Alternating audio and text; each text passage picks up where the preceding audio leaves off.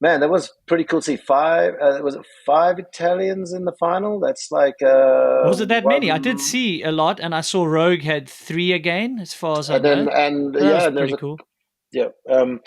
I think it was five or seven, five Italians. I think it might have been the biggest nation. Well, I can look at the results real easy, but that's pretty cool to see in Italy.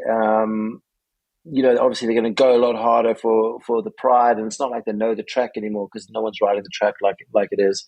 Um, did we talk about that new section in this version of our recording or in the previous one? I don't know.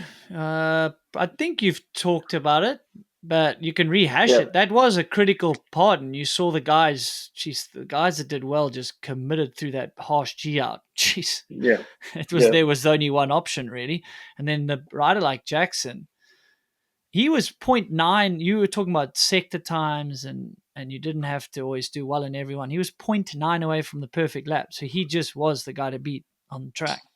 Was That's that the? that's So he that's was that pretty close. special. He was that close.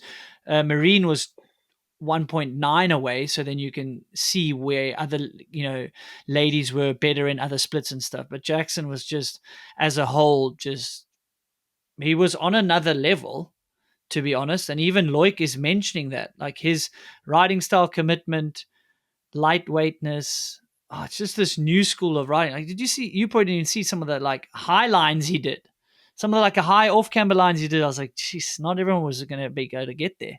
Yeah, I guess it's one thing riding a steep track when you're a heavier rider, but it's another thing when you're riding a steep track when you're a heavier rider and it's incredibly slippery or incredibly dry.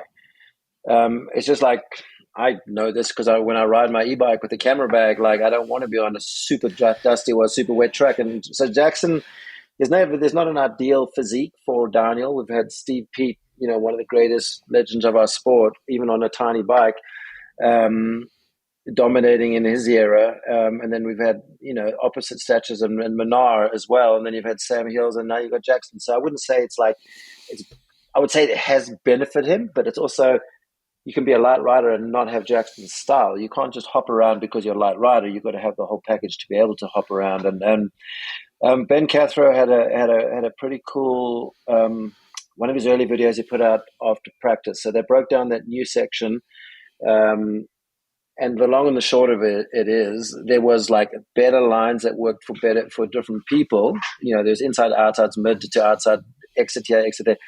But it wasn't about which line Jackson did. This is what I took away, what I saw from it. It wasn't about which line Jackson did. It was how he did it, adding in his hops and pops, because avoiding the holes. But then every time, he's not just avoiding holes. Every time he's landing, he's creating a pump. He's putting his wheels where he needs to pump, or he's switching line, or getting higher up the track. And yeah, he's got his bike dialed in, and he's got his timing dialed in, and he lacked that obviously in the very first round. And now, because of that first round, it's taken him a couple, 3 wins, and now he's sitting in the leaders jersey. And with Almery out for injury, we're going to have to see Loic getting back up to form because is he going to be the only guy that can take it to Jackson?